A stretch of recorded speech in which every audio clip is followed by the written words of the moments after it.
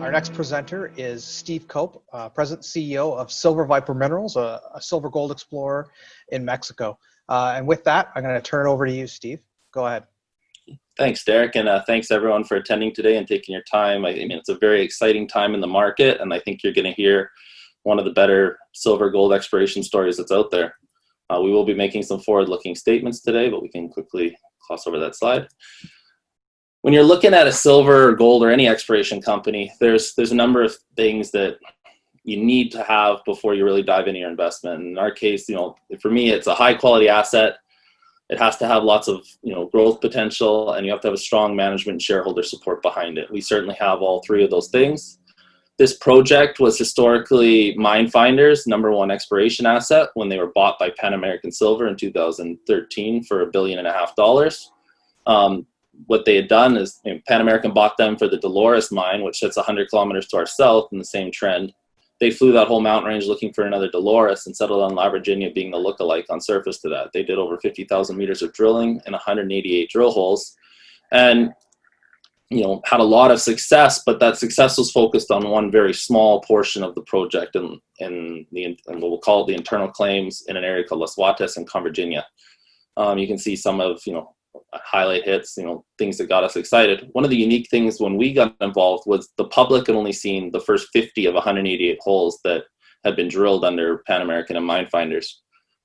We did the deal and brought this project back together. We got access to the whole database and saw that the drill holes were very good all the way up till the end, and then also saw that there was immense exploration potential all over this very large project. And you can see the same structures that you see in that historic area where Minefinders was focused on, running for tens of kilometers, outcropping on surface and in parallel systems all the way up north of where they were working. And we knew we could get involved and make a discovery. We were able to bring the project back together in 2018 and started our drilling at the end of that year, our first phase. We're now on phase 2 drilling and currently have 2 rigs turning on the project. The first major event for us after taking over the project was the discovery at Rubi. That sits 5 kilometers to the north of where the historic work was being done. This was a target that had never even been sampled in the past by Minefinders or Pan American. It was a bona fide discovery. We put 5 holes into it at the end of phase 1. Our discovery hole was 13 meters of over 3 grams gold and over 200 silver. Since then, we've put out some quite spectacular numbers, getting up well over kilogram silver equivalents and multi-kilogram silver equivalents oftentimes as well in our narrow high grade. We've also have these broader low grade zones that will lend itself nicely to, if we can find enough of it, to open pit heap leach style mining, which the state that we're in Mexico is known for. We talk about lots of potential up in that northern area where we made our discovery. Because like I said in the past, it had never even been sampled. We've identified a number of new anomalies, and we're further developing additional targets from our geochem and geophysics programs. One of our 2 rigs is focused on testing those different anomalies. It's currently sitting on our second anomaly. We've put 11 holes into the Macho Libre target, and now we were just completing the first hole at the eastern anomaly, which sits 2 kilometers east of our discovery at Rubi. If that discovery turns into something, that would start to show the potential for a second major trend running north-south again that has the potential to run for tens of kilometers.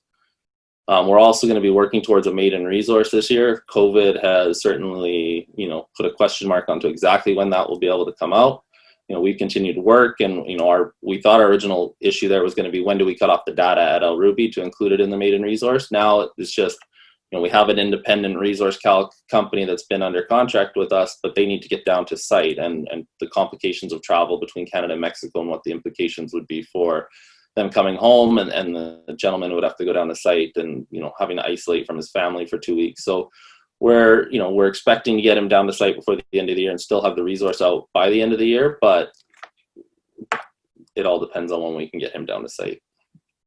As far as strong management and shareholder support, you can see it in our ownership. You can see it in our insider filings. We're management that's very active in the market. We like to support the stock, and we want our interests aligned with our shareholders. We don't take large salaries. We don't run massive marketing budgets. This is a company we like to put the money in the ground where it belongs, grow organically on the back end of very good results, on the back end of metals prices rising. we know that we're very good at what we do. We have, I have full faith in our exploration team, and would put them up against anyone else in the sector. They've got over 150 years experience working all over the world for both producers and explorers. And they have a nose for discoveries. They've made multiple discoveries in the past. As a group, our last major success was Orco Silver and selling the La Preciosa deposit in Mexico. We put the first drill hole into that project, grew it to 270 million ounces of silver, and then sold it in a bidding war between Coeur Mining and First Majestic Mining.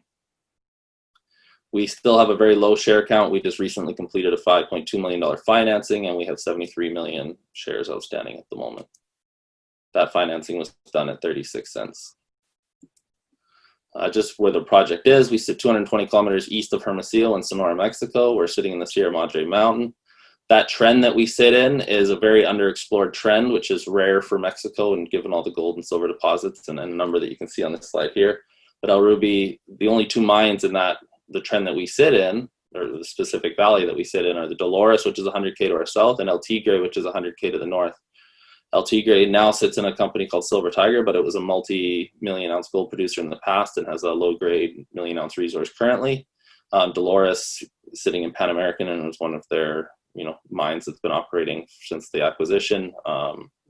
It's an open pit heap leach style and has some underground components that are coming on the high grade. We see both low grade and high grade, and when you look at the periodicity of mines in Mexico, there should be a lot of mines in between Dolores and El Tigre, but because we're not out sitting in the flat desert in Sonora where you see a lot of those other mines, it's a little more rugged, and people haven't put the work in out here to come in and do the explorations needed. Mine finders identified this, and we're hoping we're going to continue to make additional discoveries and grow our known zones and get this towards the next mine in that belt. Just quickly, we refer to the internal claims, and sometimes we call them the Pan American claims. We own everything that's in red 100%. We gave Pan American a 2% NSR project-wide. And then on the internal claims, we have a back-end loaded option agreement that you can see there. Of note, that final payment in June 2023, half of that can be paid in shares at our discretion. There's also a 2% NSR on those, just on those internal claims, that we can buy back for $2 million in the first 5 years or $3 million after that. All of the historic work in the 50,000 meters was done right in the core of those blue claims. Where we made our discovery at El Rubi is sitting up towards the northern end of those internal claims, and now our work has taken us off onto the red claims. Just quickly, this image here, you can see in the middle image, the black dots are where the historic pads were, and again, you can see Rubi and where it sits and where we made our discovery there. Again, we've taken our exploration off of that image. The main thing here on the image on the left is you can see kind of a railway track, kind of black dotted line going right through the middle of the project, running north-south or south, whatever. That's the large regional fault that controls the mineralization. All of our exploration work is on the eastern half of that fault, and we get the silicified dikes that run in parallel to that fault, and they outcrop as dikes, again, across that whole region all the way up next to that fault, and then parallel for kilometers to the east. Just again, that's included just to give you an idea of the scale and the size of what we're looking at and the amount of area we have to continue to make new discoveries and grow the existing zones that we have. There are some old adits in the historic zone. This is an example just of in Virginia. You can see the stockwork veining. That's very typical of what we're seeing at El Rubi as well. Though at El Rubi we start to see some more brechas and seeing some higher grades because of that. It's a system that's been reworked multiple times, especially as we move north and we're getting closer to the heat source. Very exciting, but again, that's just kind of typically what it looks like. We referenced our discovery at El Rubi. This was core from the discovery hole. Again, you can see some of that stockwork veining and some of the breccias in there. One thing we've noticed at El Rubi is we're seeing more and more visible gold, especially relative to the historic area that was worked by mine finders. This image on the right here is just taken through a microscope and looks kind of cool. But we're seeing gold and silver alloyed as electrum and hosted in acanthite as far as silver mineralization. So it's your typical low sulfidation epithermal system in Mexico. Again, these are some of our high grade narrow intercepts. We don't highlight, there's not enough room, but we also have a lot of there's other high-grade intercepts in a lot of these holes. A number of these holes have gone through 8 or 9 different zones, whether that be the broader low-grade zones. Some of those lengths have gotten to, as thick as 80 meters, averaging anywhere from a half gram to a gram and a half. That's very important, especially when we're dealing with the mining companies, that, you know, the ones that are under CA. That's what gets them excited, because you can build a lot of ounces really quick. And the state that we're in is known for open pit heap leach mining for gold. And, you know, the average grade of most of those open pit heap leach operations is sitting somewhere around, you know, 0.5 gram to 0.6 grams, somewhere in that neighborhood. And these are some of the most, you know, economic and cash flow producing mines in the world, because it's such a cheap way to process the ore. So while we have the high grade component that would certainly be an underground component to a mine if we get there, we also have a very large low grade component that we're very focused on and interested in. And if you see, you know, the main thing for us as we're exploring this is to constantly see the zone, whether it's a low grade zone or multiple low grade and high grade. You know, like you said, we've got tens of kilometers to follow and continue to find these, you know, bigger blowout areas. But the main thing for us is always seeing the zone, and then hopefully seeing the high grade and the low grade and multiple zones in each of those holes. You can see how we've been exploring at Rubi. Again, this is all designed around a maiden resource. We've been, you know, our independent that we've hired is comfortable with 50-meter spacing to bring into a resource. So that's exactly what we've been doing. We've just been stepping out systematically 50 meters at a time, testing the zone, whether there's outcrop there or not, or if it's just, you know, we can see the zone in the core. And again, the main thing is to follow and see that structure. We started to step out to the west of the main structure, and like in hole 224, that was a 180-meter step out to the west. And again, we picked up some high-grade mineralization. And now looking at our geophysics, I believe we'll start to step out to the east as well. There is a lot of, you know, that area is undercover, but there's a lot of bullseye type targets in our geophysics on the stuff to the east sitting at the Rubi area. And then we'll continue to step constantly to the north as it seems to be potential. The whole plateau that Rubi sits on, that's 2K by 2K, is all highly potential to hit mineralization, keep going. And our northern anomaly sits at the end of that plateau and is again lighting up in the geochem and geophysics. This long section was created by our geologists, just kind of giving an idea. You know, I mentioned that oftentimes some of these holes will go through 6, 7, 8 different zones, and you can see in hole 211, for example, that would have gone through at least 6 zones. And this is just kind of how our geologists right now are interpreting these different zones. Hopefully, as we continue to move deeper, at some point, all of these will come together and we can get into a feeder environment, and then we can really hopefully get excited about some widths and grades as we move into that. But we're already pretty happy with what we've been hitting. Again, you can see in this image here, like we mentioned, the stockwork and breccia, and that's, you know, that's really juicy and really nice looking core. We mentioned the different anomalies. This was, you know, our maiden geochem program after we made the discovery at Rubi, which you can see in that yellow star. And, you know, we're continuing to tighten up the spacing on the stuff to the north. And right now the rig is turning on that eastern anomaly, which actually in geochem lit up more than where our discovery area was at Rubi. And you can also see where Macho Libre was, which we just finished with that second rig at. I mentioned the geophysics and the multitude of targets. You can see where Rubi sits there, where you've got, you know, magnetic low around kind of a bullseye magnetic high. And we've got this kind of arrowhead shape that goes all the way up to our northern anomaly and then back down to the eastern anomaly and then continues up to the north and the northeast. All of those magnetic highs that are surrounded by lows are all highly potential for hitting some pretty juicy stuff. You know, we don't know yet, and that's why it's exploration. But like I said, it's a very target-rich project. And, you know, I think you look at the historic area and you have Los Lotes and Virginia, and, you know, as we've mentioned, you know, these things kind of coming together and then blowing back out. We fully expect the same thing to be happening in the same trend here up in the Rubi area, that maybe it will pinch out and then it'll blow back out again and pinch out and blow back out again.